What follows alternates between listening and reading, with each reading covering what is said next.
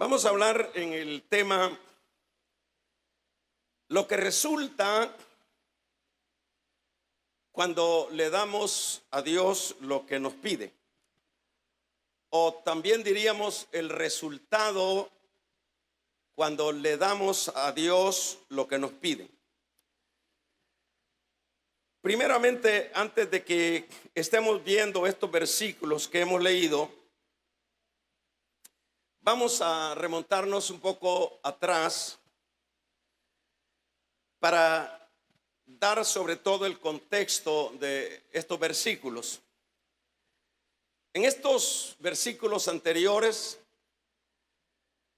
se ha estado hablando de lo que había sucedido en toda la tierra de Israel. Israel a estas alturas de este tiempo se había alejado de Dios, había caído en desobediencia, en idolatría, dicho de otra manera, había caído en pecado. Y por supuesto, cuando esto se había dado en Israel, Dios, dentro de su misericordia, hace algo, porque siempre Dios, cuando su pueblo va por camino diferente, nuestro Dios no es el Dios que se queda sin hacer nada.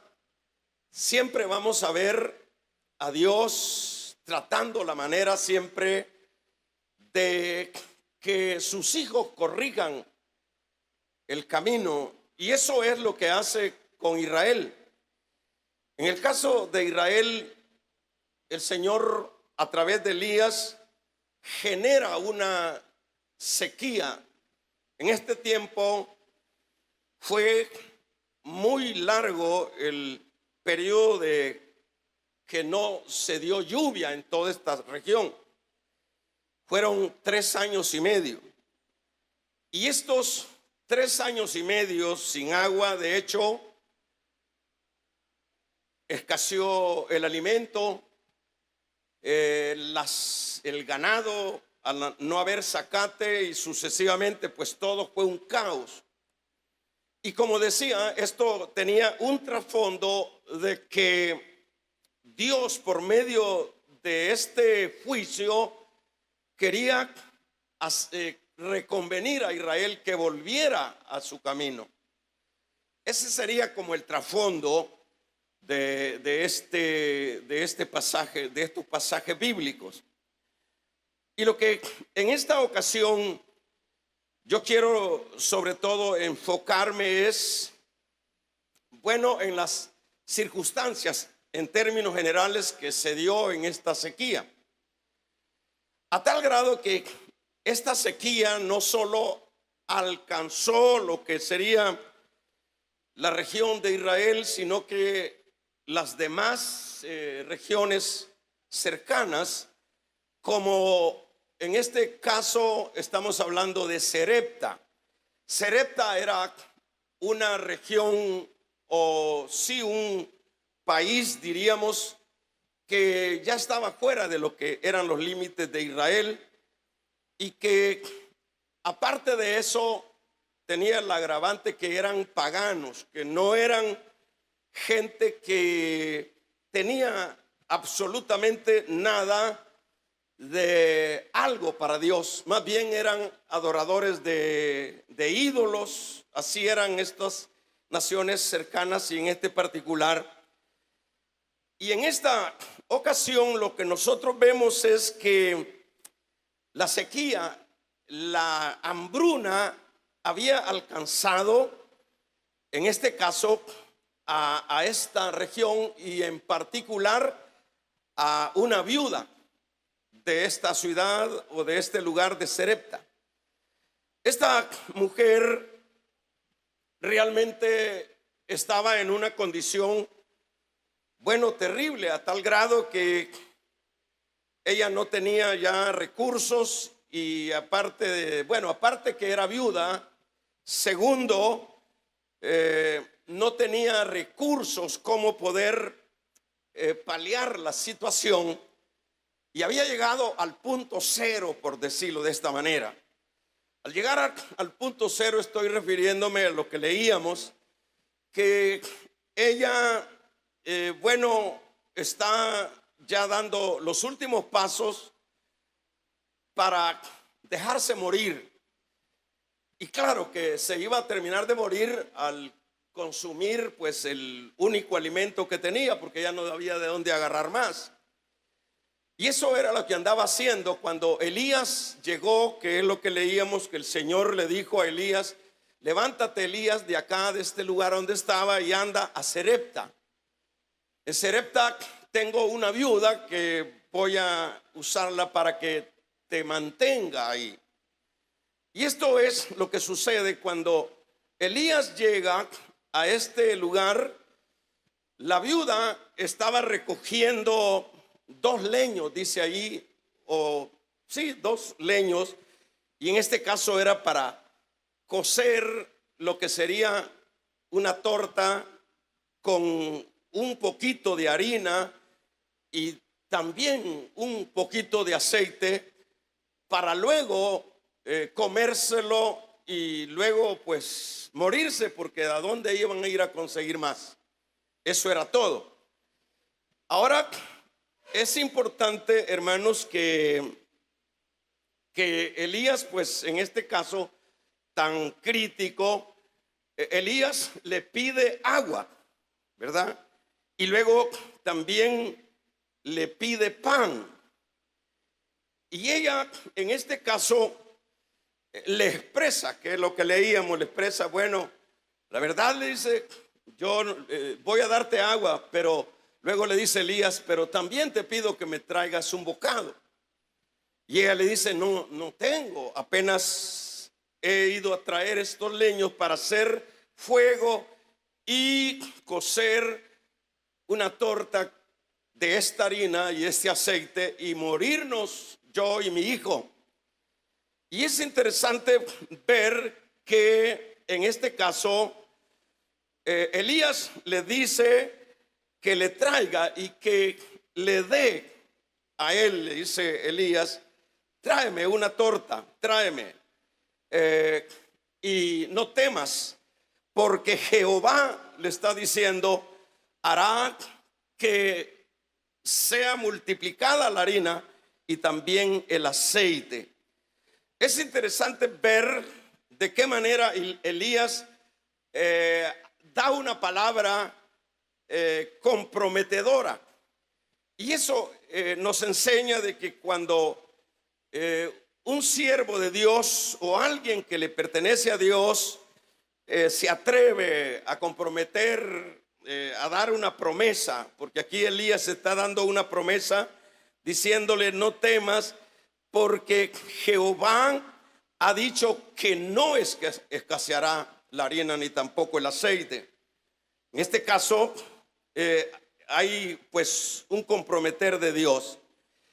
Y esta mujer tuvo, hermanos, realmente de admirar, que no teniendo o no siendo parte del pueblo de Israel, que pues aquellos sí tenían la noción de Dios, pero tampoco esta mujer estaba en una condición terriblemente tan mal, porque de alguna manera había sin duda escuchado al Dios de Israel, y por eso tenía en este caso algún poquito de fe, porque eso es lo que actúa cuando le dice Elías en el versículo, por ejemplo, número 15, en el verso 14 le dice, porque Jehová Dios de Israel ha dicho así, no, la harina de la tinaja no escaseará, ni el aceite de la vasija disminuirá, hasta el día en que Jehová haga llover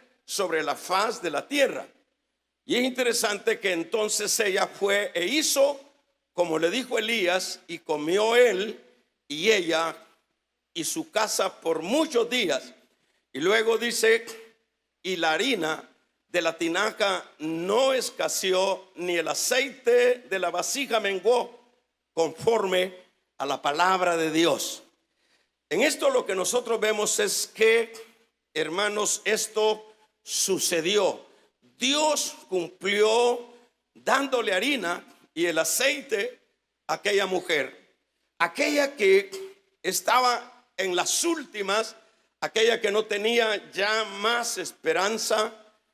Es importante ver este poderoso milagro, ¿verdad? Porque no es otra cosa, es un milagro, ¿verdad? Pero la gran pregunta acá es la siguiente, que es a lo que vamos a entrar. La gran pregunta es, bueno, ¿pero qué permitió que se diera este poderoso milagro? De la nada, hermanos, de los escombros, donde ya no había esperanza de vida, las cosas cambiaron, ¿verdad? Y ahora hay abundancia y ahora hay provisión. Esto, de hecho, pues es algo importante, que es lo que debemos esta tarde analizar. Esto no es una casualidad, y esto es lo que hay que ver dentro del contexto de la vida espiritual.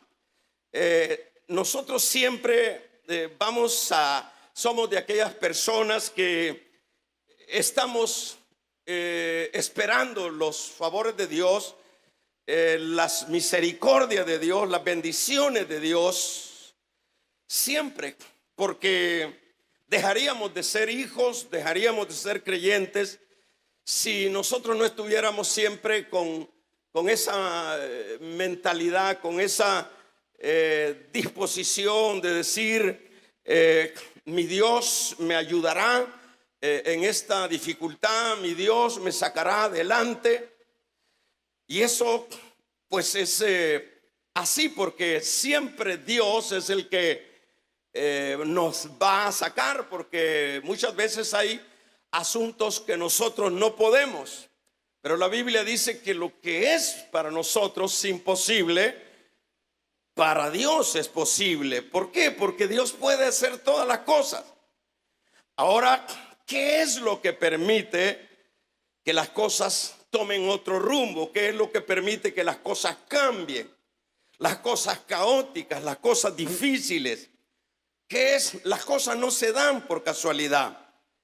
Las cosas siempre tienen, hermanos, un trasfondo y un porqué es que se dan las cosas, o un porqué Dios obra en los momentos muchas veces críticos, donde no hay nada que hacer, donde alguien, diríamos, ya se dio por vencido. Pero esto, lo que nos enseña la viuda, es que, hermanos, cuando nosotros como creyentes obedecemos fielmente en fe y le damos a Dios aquello que Él nos pide, eso es lo que permite que se abran las puertas. Eso es lo que permite que el favor de Dios, hermanos, aparezca aún a donde ya nosotros no creíamos salir adelante. Eso es lo que aprendemos en este pasaje. Aprendemos que se dan las cosas cuando en obediencia, en fe, le damos a Dios lo que nos pide, ¿verdad? Eso es lo que hará y marcará el paso de la vida en Dios. Estamos hablando exclusivamente de la vida en Dios. Yo esto no lo puedo trasladar a la vida sin Dios, a la vida de los que no tienen la fe o de los que no siguen a Dios. Esto es y se da con aquellos que han puesto esa fe en ese Dios todopoderoso. Eso es lo que se da en este caso. Entonces nosotros siempre vamos a ver que las cosas van a ir saliendo adelante vamos a ir viendo cómo las puertas se abren. Vamos a ir viendo cómo Dios, hermanos, toma control de nuestras situaciones que nosotros no las podemos manejar. Es decir, pero esto siempre será cuando nosotros estemos siempre en la disposición de no rehusar absolutamente nada de aquello que nos pide Dios, porque ese es el mensaje que acá nos enseña el Señor. Está hablando de una mujer extranjera, pero en este caso sería con nosotros que somos su pueblo. Entonces, ¿qué es lo que nosotros necesitamos? Nosotros necesitamos aprender de esto. ¿Por qué es que, fíjese, le voy a plantear esta realidad? De acuerdo a la acción de nosotros para ir siendo obediente a lo que el Señor nos pide, así también será manifiesta lo que es el favor de Dios para con nosotros. Así como nosotros nos vayamos abriendo, así como nosotros vayamos obedeciendo, así como nosotros vayamos creyendo esas promesas que Él dijo: no te dejaré ni te desampararé, ¿verdad? Cuando nosotros vayamos de acuerdo, vayamos entrando en obediencia para no negar nada de aquello que Dios nos ha dado, pues no dude, hermano, no dude, hermano, que aquí tenemos, pues aquí no se necesita profundidades, aquí no necesita teologías profundas, aquí está una palabra bien clara que el profeta le dijo a la viuda: no temas, porque Jehová ha dicho. El profeta le dijo: dame a mí primero, y eso lo que significa es darle a Dios primero. Dale, no le niegues a Dios lo que Él te está pidiendo, porque ahí está Elías representando a Dios y le dice: dame a mí primero. Es como decir, dale a Dios primero, y no importa que solo eso tenga, media vez tú le des. Jehová, el Dios de Israel, ha dicho que no escaseará la harina, ni tampoco menguará el aceite. Vamos a regalarle ofrenda de palmas al Dios de la gloria. No escaseará la harina, ni tampoco el aceite. Hay ahí una promesa de parte de Elías para con esta viuda. Le dice: sea obediente, no temas, porque no es fácil, hermano, pedir, o sea, dar aquello que dice: esto es lo único que yo tengo. No es fácil dar aquello que solo con eso estamos contando. No es fácil. No es fácil, ¿por qué? Porque siempre en estos casos lo que más falta es la fe en que ese Dios es fiel para cumplir aquello que en lo cual Él se ha comprometido.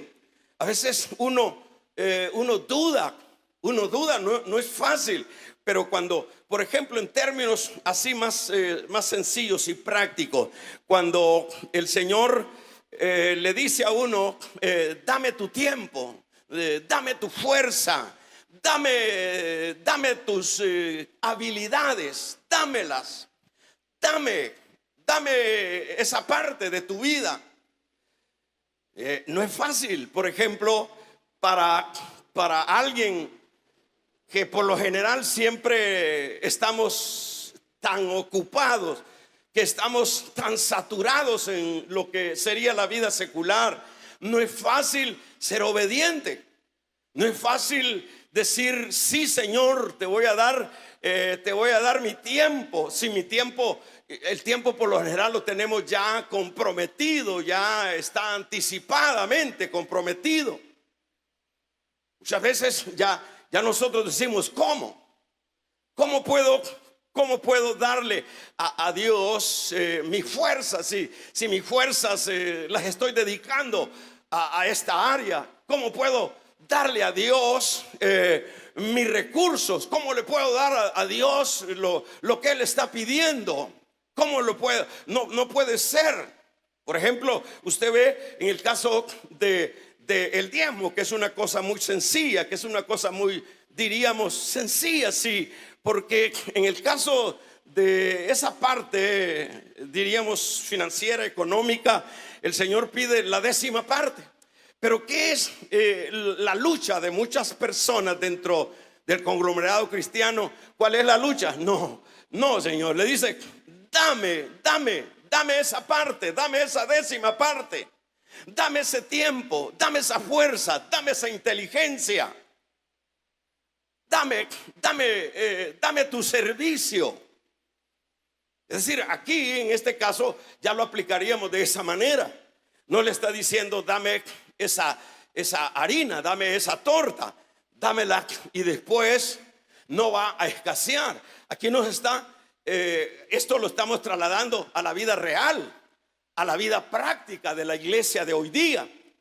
Pero ¿qué es en ese caso? ¿Qué es lo que nosotros vemos con prioridad dentro del conglomerado cristiano? Lo que nos vemos nosotros nos vemos cortos con eso.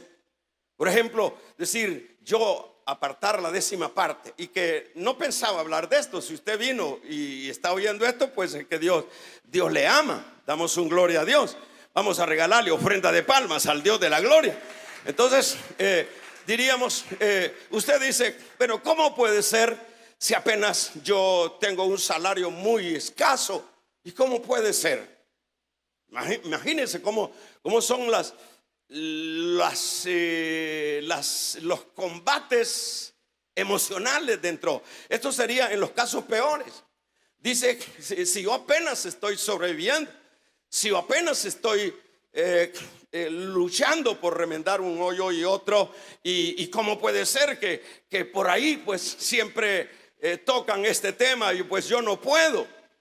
Usted ve la lucha, usted ve la oposición de las personas. Ahora, ¿qué es? El Señor está pidiendo esa pequeña parte de lo que sería las finanzas nuestras. Nos está pidiendo para dañarnos, nos está pidiendo para dejarnos pobres, para amolarnos más en la vida. No, Dios lo que está haciendo es probando nuestra fe. Lo que Dios está haciendo es probando nuestra obediencia. Lo que Dios está haciendo es que una cosa, hermanos, es hablar de que yo soy de Dios, y otra cosa es que yo obedezca a lo que Dios manda que debe de hacerse. Vamos a regalarle ofrenda de palmas al Dios de la gloria. Eso es otra cosa. Entonces, ¿cuál es el problema? Entonces, ¿qué es lo que nosotros vemos ahí? Y cabe aclarar que si hablamos de esta parte del diezmo, que no es el tema, por supuesto, la pregunta es, ese que apenas está sobreviviendo y Dios le dice, dame esa pequeña parte, dame esa pequeña parte. Entonces viene la persona, dice, no, Señor, si con esto voy a terminar de comprar las tortillas. Bueno, es que esto se debería aplicar para aquellos que tienen, pero es lo mismo. El que tiene también está en una situación de que dice, esto no puede ser, y esto me va a faltar, para lo cual estoy programado. Entonces, pero el uno o el otro caso, si es el primer caso, hermanos, no hay excusa, porque aquí estamos hablando de una mujer que apenas tenía, hermanos, un puñado de harina y una migaja en una vasija de aceite, y Dios está pidiendo aquello. ¿Por qué Dios está pidiendo aquello? Porque dice un canto por ahí que cuando Dios pide es que te quiere dar, y cuando te da es que te quiere pedir. Vamos a regalarle ofrenda de palmas al Dios de la gloria. Esto es así, ¿verdad? Es decir, Dios no está queriéndole amolar la vida a nadie. Él es nuestro Padre. Él es nuestro buen pastor. Entonces lo que Él quiere es afinarnos en la fe. Lo que Él quiere es un pueblo obediente, que le crea, un pueblo que no dude de su palabra. Porque aquí estamos hablando de una mujer extranjera. Sin embargo, vemos que una mujer extranjera, ajena de los pactos de Dios, no duda. Porque se hubiese opuesto a Elías y le hubiese dicho: no, Señor, ¿cómo puede ser que usted saber de quién es y de dónde viene? ¿Y cómo puede ser que yo le crea a ese Dios que usted dice que me va a recompensar?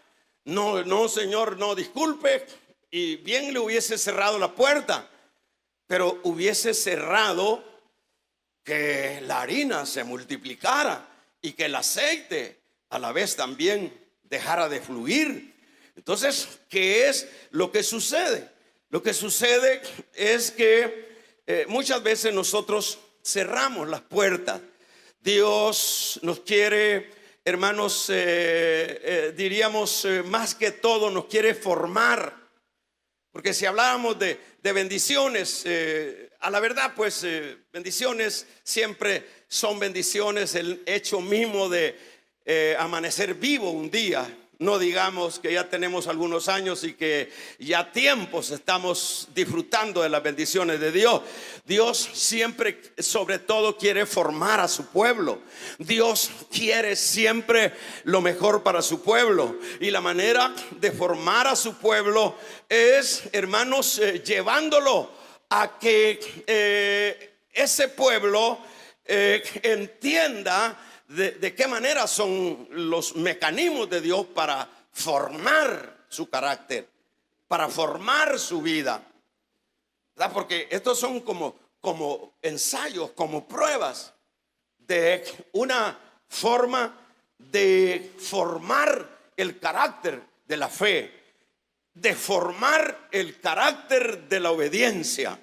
Entonces es ahí donde nosotros muchas veces nos quedamos cortos. Porque si es en ese caso que estoy mencionando, no se lo voy a mencionar más, vaya a ser que le esté molestando. Pero si es en los otros casos, como sería el que le diga: dame tu tiempo. La gran pregunta es, Dios nos está pidiendo el tiempo, todas nuestras 24 horas. No, Dios lo que estaría diciendo: dame prioridad, dame prioridad. Que yo sea la prioridad de tu vida. Eso sería, para parafrasearlo, dame prioridad. Es decir, no te enfiles tanto en las cosas perecederas. Yo quiero, hija, hijo, yo quiero que me des prioridad a mí. Yo quiero tener el primer lugar en tu vida. Alabado sea el nombre del Señor. Regálele ofrenda de palmas al Dios de la gloria. Eso es, por decir algo. Ahora, dame tu fuerza. No, Señor, si está. Porque ¿qué es lo que pasa? ¿En qué gastamos nuestra fuerza nosotros? ¿En qué gastamos la fuerza? Nosotros gastamos la energía. Si hacemos cuenta, fíjese bien, si hacemos cuenta lo que sería, dividamos las 24 horas, si es que son 24 horas, ¿no? Porque dice que ya son 16 horas. Pero partiendo de que están las 24 horas, veamos, hagamos así un estimado. Por ejemplo, diríamos, dormimos 8 horas, por decir algo. A 8 horas, a 24 le quita 8. En las 3 comidas, y aparte de las otras 3 que nos metemos entre medio, nos llevamos por lo menos unas 3 horas también, o unas 4 horas. A 8 horas le suma usted otras 4. serían 12 horas. Para bañarse no creo que solo le pase las del pájaro, que solo se mete y sale, ¿verdad? Para bañarnos nos estamos ahí, peor que cuando sentimos bueno el chorro, ahí nos estamos no menos de una media hora, póngale una hora. Y bueno, ya estaríamos hablando con 13 horas.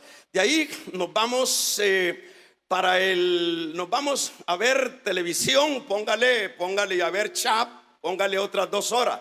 Estamos hablando de 15 horas.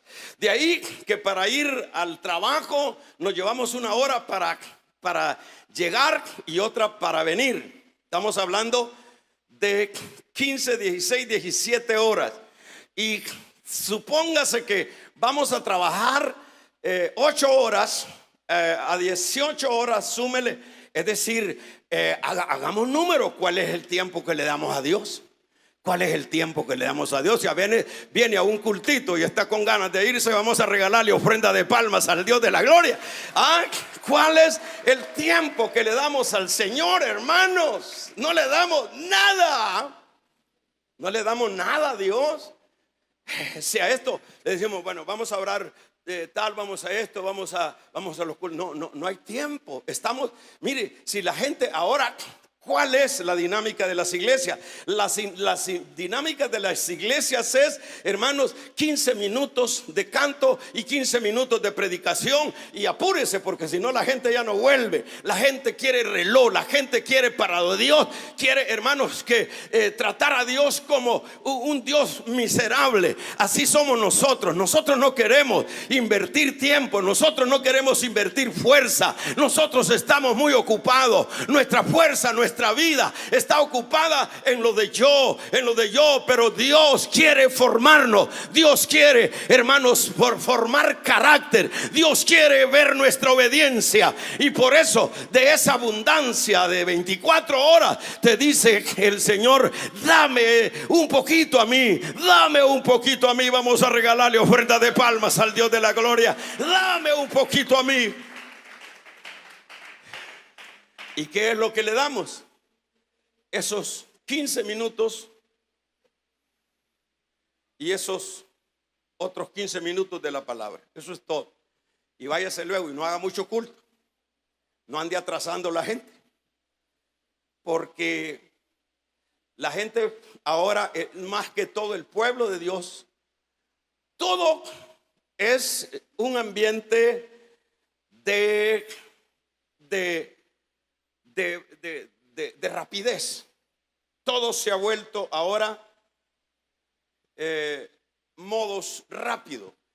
Todo es rápido. Todo, porque así nos ha enseñado el ambiente. Rápido, café rápido, pollo rápido, comida rápida, todo, amor rápido, dormida rápida, todo es rápido, ¿verdad? Y a lo de Dios también le sumamos lo rápido.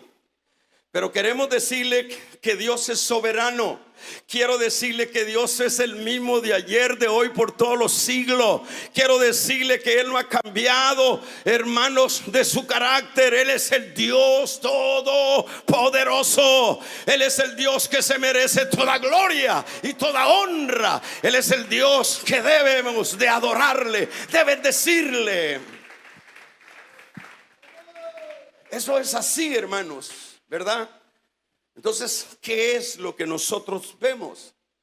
Lo que nosotros vemos es escasez para Dios. Por ejemplo, si vemos en cuanto a la lectura de la palabra, ¿cuánto tiempo le dedicamos a la lectura? No leemos la Biblia, pero sí leemos otras literaturas y le damos con ganas a otras literaturas, pero la Biblia es el libro olvidado.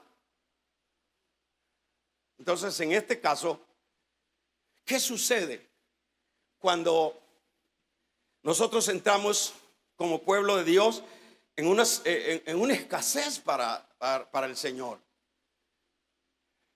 En este caso, ¿qué es lo que sucede? Lo que sucede es que esa es la razón por la cual, hermanos, no vemos a ese Dios tanto como quisiéramos verlo, que luego nos abre puertas, que luego nos saca adelante, que luego nos sana, que luego nos restaura el hogar, que luego, hermanos, nos restaura la economía, que luego nos restaura en los campos y en los aspectos espirituales.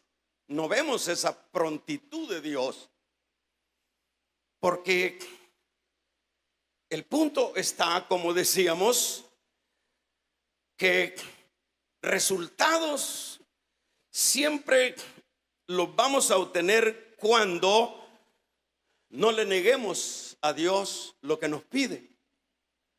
No le neguemos a Dios lo que nos pide. Fíjese que no quiero tanto hablar de mi persona, pero viene al caso. Para mí no fue fácil, hermanos, insertarme en lo que es servirle a Dios, porque esto de pastor, esto es muy grande, más que todo de servir a Dios. Para mí no fue fácil. Para mí no, de veras se lo digo, no fue fácil el actuar al llamado de Dios, a ese llamado que me dice: yo quiero tu servicio, yo quiero tu servicio. Y en el caso mío estaba terriblemente ocupado, terriblemente lleno de metas y asuntos puramente temporales. Y el ceder a ese llamado, a esa, porque no me llamó el Señor a dejar las cosas, porque no es eso lo que hace el Señor. El Señor lo que hace es dame tu tiempo, dame tu vida, dame tu fuerza, dame, dicho de otra manera, prioridad a mí, y deja en segundo lugar las otras cosas. Para mí no fue fácil, pero hoy, después que han pasado el tiempo, digo: gracias, Dios, porque como dijo Pablo, no fui rebelde a la visión. Yo digo: gracias, Señor. ¿Por qué, hermanos? Digo gracias porque yo digo que si yo me hubiera rehusado a darle lo que Dios me pidió, en primer lugar, yo a estas alturas no estuviera vivo. En segundo lugar, jamás se hubiera consolidado mi familia, jamás hubiera tenido las experiencias que Dios me ha permitido. Se lo digo con honestidad, ¿verdad? Porque una de las cosas más grandes y maravillosas que un ser mortal puede recibir es tener consolidada la familia. Eso es un regalo. Vamos a regalarle ofrenda de palmas al Dios de la gloria. Una de las cosas eso es un regalo de Dios. Qué lindo es tener armonía. La Biblia dice, el Salmo dice que bienaventurado es que habiten los hermanos juntos en armonía. Qué lindo es esa armonía. Qué lindo es ese respeto. Qué bueno es reconocer las instancias. Qué bueno es llegar a la casa, hermanos, y no hallar una mujer con el machete en la mano para decirle: ¿de dónde venís, maldito? Qué bueno es hallar hijos que te respeten, que te abracen, que te honren. Vamos a regalarle ofrenda de palmas al Dios de la gloria. Qué bueno es eso. Pero eso no se logra cuando nosotros somos mezquinos, y eso es una palabra.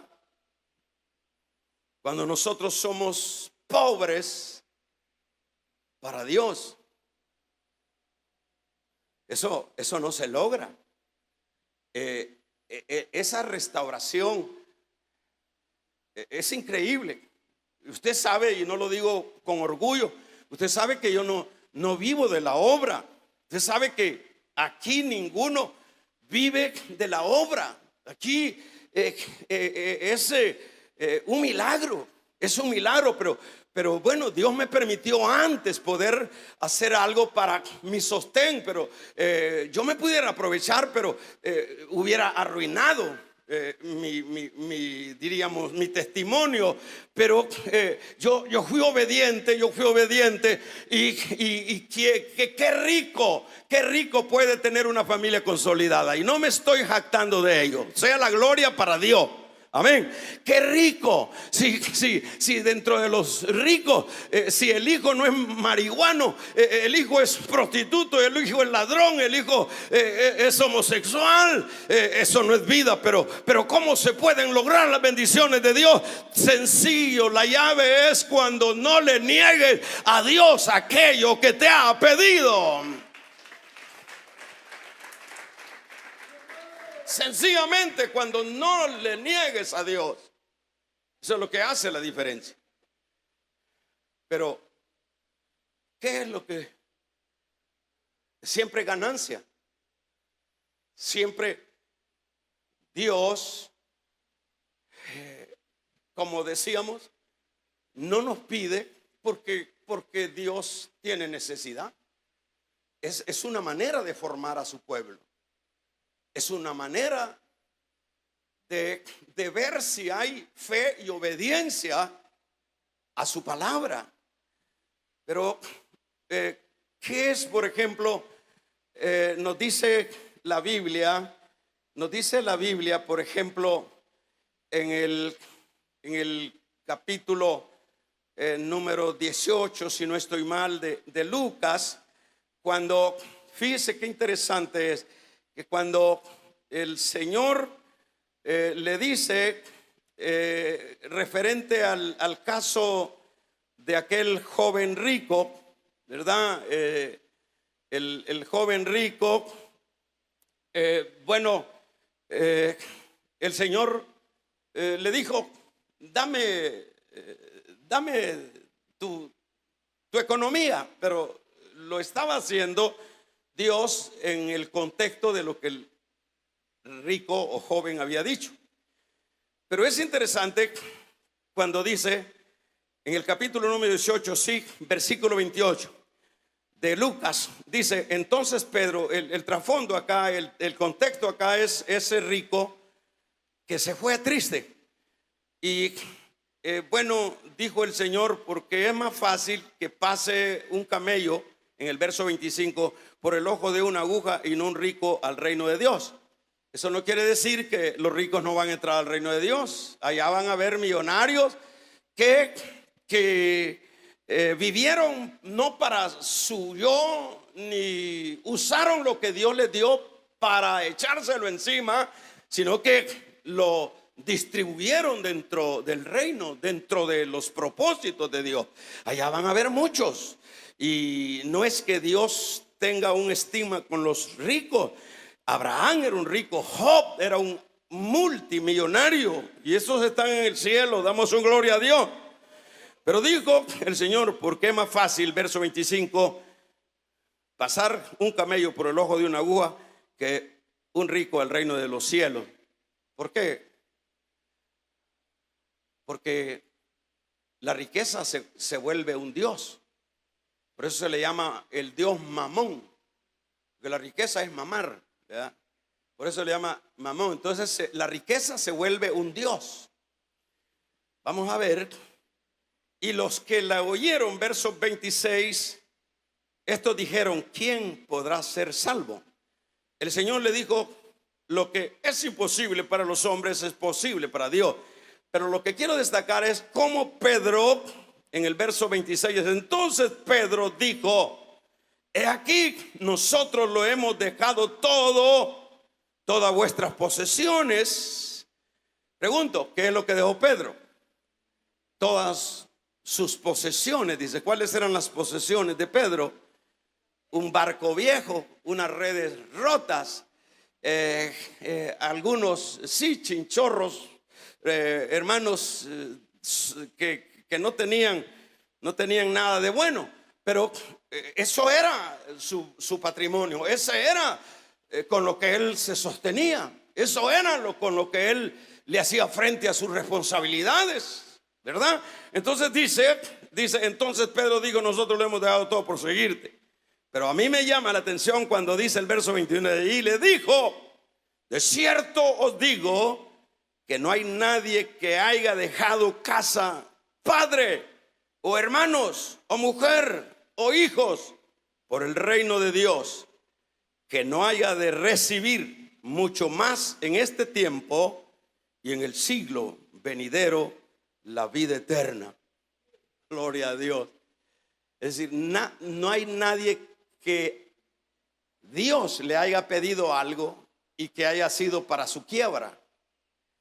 Que Dios le haya pedido algo y es para dejarlo en ruinas. No hay nadie, estaría diciendo este versículo, no hay nadie, porque todo aquel que haya dejado esto y esto otro y esto otro recibirá 100 veces más aquí en la tierra. Es decir, yo lo voy a bendecir, yo lo voy a sacar adelante, yo voy a estar con él. Es que Dios va a estar con aquellos que se dan, hermanos. Vamos a regalarle ofrendas de palmas al Dios de la gloria.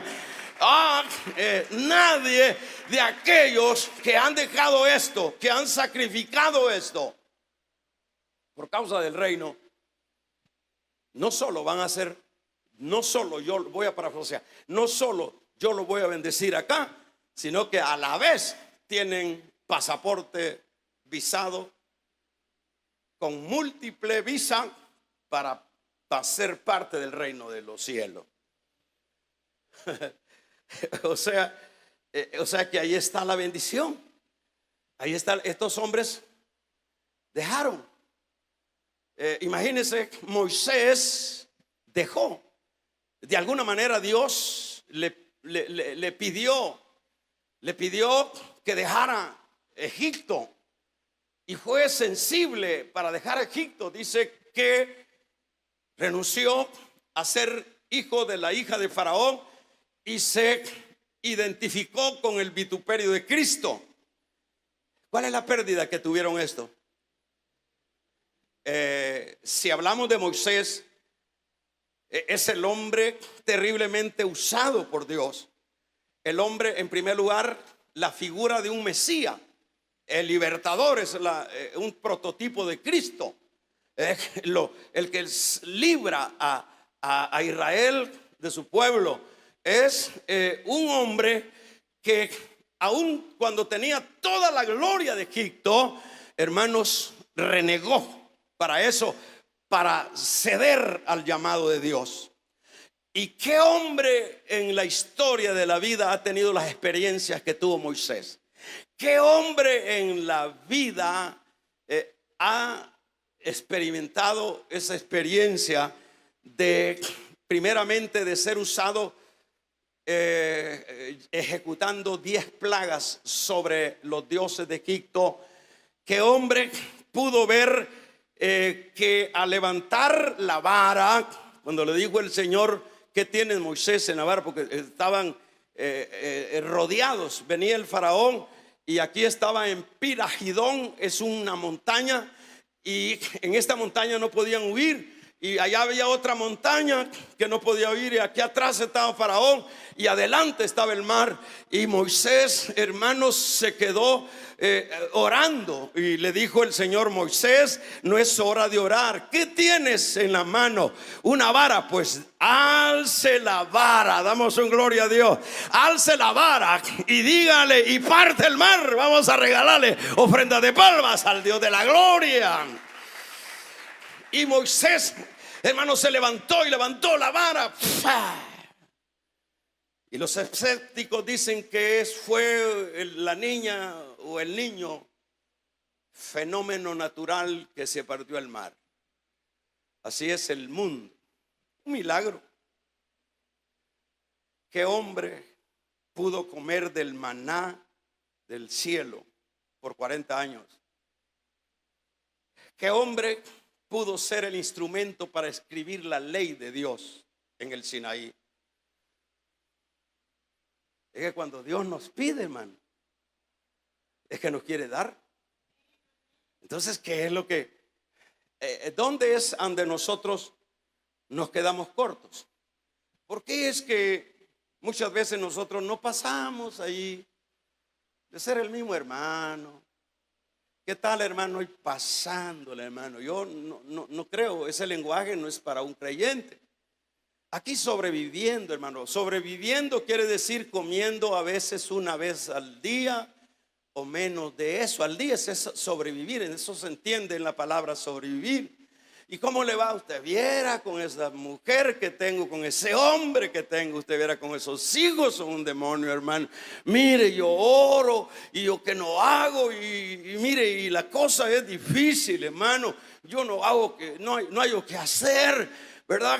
Yo vengo a la iglesia y no hay una salida. Es que el punto no es venir a la iglesia, y eso es parte de la vida espiritual. El punto es que nos examinemos si nosotros le hemos negado aquello que Dios nos ha pedido. Yo no sé qué te ha pedido Dios a ti. Yo no sé, tú sabes. Uno sabe, hermanos. Vamos a regalarle ofrendas de palmas al Dios de la gloria. Uno sabe qué es lo que Dios le ha pedido.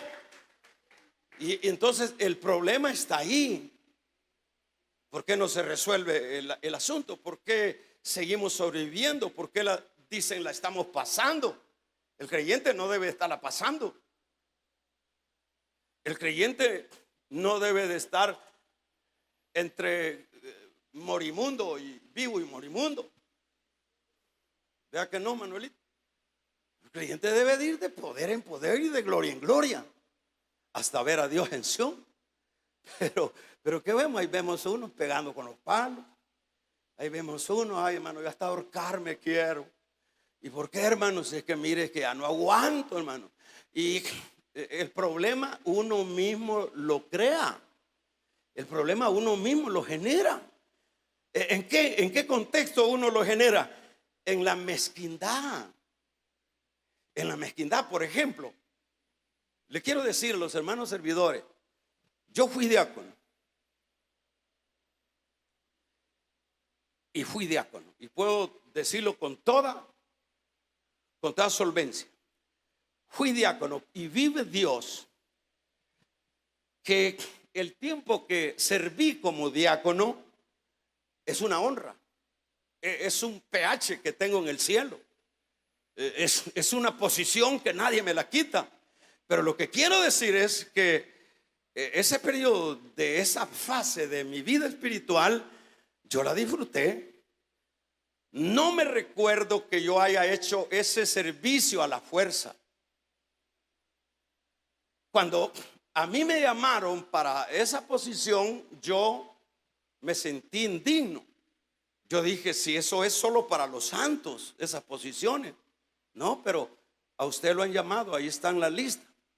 Y fui a ver y me quedé sorprendido y dije, ¿cómo puede ser si yo estoy crudo? Porque uno viene crudo de afuera.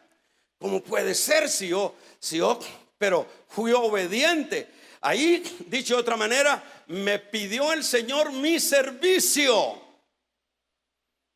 Y no rehusé en dárselo. Y vive Dios.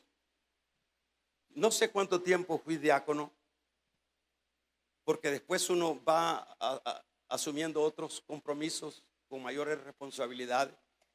Pero quiero decirle, cuando yo me ponía ese uniforme, no me lo ponía antes sin darle gracias a Dios de ese privilegio de ser un servidor de esa naturaleza.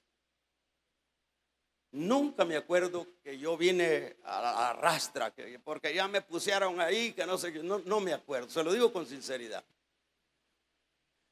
A mí me enseñaron, dentro de los privilegios, hay que ir a lavar servicio. Yo nunca había labrado servicio porque yo pagaba a quien me lo hiciera.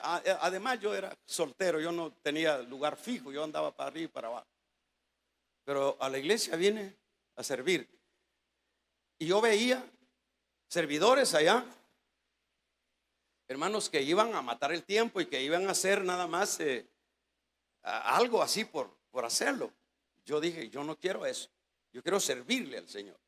Y agarraba mis guacales, mis cumbos, mis cepillos y mis jabones y a limpiar servicio para que el que llegara, en la hoja que llegara ahí, se sintiera alegre, sintiera oloroso ahí. Así le servía al Señor yo. Estaba en el parqueo, yo no iba a estar chateando. Bueno, en ese tiempo no había todavía chat, hermanos, pero yo estaba sirviendo, atendiendo a los hermanos y cuidando. Si había una llanta rota, había que, hermanos, cambiarla. No es cosa de que solo era el bulto. Ahí vamos a regalarle ofrenda de palmas al Dios de la gloria. No era cosa del bulto. Entonces yo decía, esta es mi formación. Así me va a formar Dios, me va a quitar los humos. Porque uno todo se cree, hermano, la divina garza. Uno se cree el gran importante, el gran don Julano. ¿Cuál don Julano? Hágase un examen en la mañana. Unos peores que otros. ¿Qué es que sucede? Eso lo hacía. Cualquier cosa. Nunca hice eso a regañadientes porque me viera los coordinadores. No lo hice para Dios. O sea que en esa área yo le di a Dios eso que me pidió. Y de alguna manera creo que se lo di bien. Hace poco habían unos servidores que se llamaron este año. La hermanita, la esposa del hermano diácono, que los dos se llamaron de diácono. ¿Sabe qué? Da risa. ¿Sabe qué fue el motivo para que se fuera y tirara su privilegio? Porque apareció ahí en la lista que le tocaba servicio. Y ella dijo, no, dijo yo, ¿cómo voy a estar haciendo eso? Y mire, ese es el problema, que la gente es mezquina, es pobre para Dios, no le da a Dios lo que Dios le pide. Los hermanos músicos, ¿verdad? Yo los felicito y hagan el esfuerzo, no dejen de cumplir ese privilegio, es algo que no lo merecemos. Luche la semana, no deje solo eso. Hermano diácono, no deje eso solo, porque eso es lo que le ha pedido Dios. Amén. Regálele ofrenda de palmas al Dios de la gloria. No lo deje solo, porque eso es lo que le ha pedido Dios. Y cuando Dios pide, démosle eso, porque son migajas lo que pide Dios. ¿Para qué quiere Dios mi servicio? Bueno, quiere formarme. Si usted no sirve en una iglesia, usted no se forma. El servicio le permite a uno poner los pies en el suelo. Así es, ¿verdad? Entonces, ¿qué pasa? Con lo cual voy cerrando. ¿Qué sucede? ¿Qué sucede, hermanos? Vea las bendiciones. Imagínense, se le pone el privilegio y dice, lo deja botado. Si ni eso, que no es una carga, porque eso no hay que llamarle carga, es privilegio. Y busque en el diccionario qué significa privilegio. Y se va a dar cuenta que es algo que no merecemos, que Dios nos otorga en su obra. Y venimos nosotros y lo votamos. Si ni eso que es un privilegio le queremos dar con gratitud a Dios, ¿y cómo queremos que Dios nos saque adelante? ¿Cómo queremos que Dios nos multiplique la harina y que nos multiplique el aceite? ¿Cómo queremos eso? ¿Es una contradicción? Entonces, ¿qué es lo que tenemos que hacer? Usted ve en el caso de la viuda, en la condición que estaba. En primer lugar, una viuda en estos tiempos era una persona desamparada, porque siempre el marido era la fuerza de ella. Pero viene aquella mujer en la condición que estaba, viene dada esa disponibilidad de decirle, de tener fe y darle a Elías lo que Elías le había pedido. Fíjese lo que sucede. Vino la abundancia, la harina y el aceite no falló. vino la abundancia. Segundo, se le murió el cipote, como dicen aquí en El Salvador, o el niño, el chavalo, el escuincle, el niño, ¿verdad? Se le murió el muchacho, ahí, se le murió el muchacho. ¿Y qué sucede? Dice Elías, lo resucita. ¿Usted cree que Dios hubiera hecho lo que, o esta viuda hubiera recibido todo esto, abundancia? Porque dice que no faltó y hubo abundancia. ¿Y cree usted que si esta mujer hubiera rehusado, decir, no, yo no doy eso, no, yo tengo mi vida ocupada, yo no, muy cansado eso? Se le muere el joven, ¿usted cree que Dios lo hubiera resucitado? No. Hubo una resurrección. Entonces, ¿qué sucede? Hermanos, este prácticamente fue un ensayo para esta mujer y este es un mensaje para cada uno de nosotros. Este es un mensaje que aprendamos que la vida en Dios es dar, es dar, es dar, es dar. No es, la vida en Dios es pala. Es pala. La pala es, se agarra el palazo y para adelante. La vida en Dios no es asadón, es pala, es para adelante. Y eso es provechoso para la vida de un creyente. No digo que no van a haber problemas, pero en los problemas allí va a estar el Señor. No digo que no nos vamos a ver en dificultades. Claro que está dentro del combo de la vida espiritual, pero ahí estará el Señor obrando.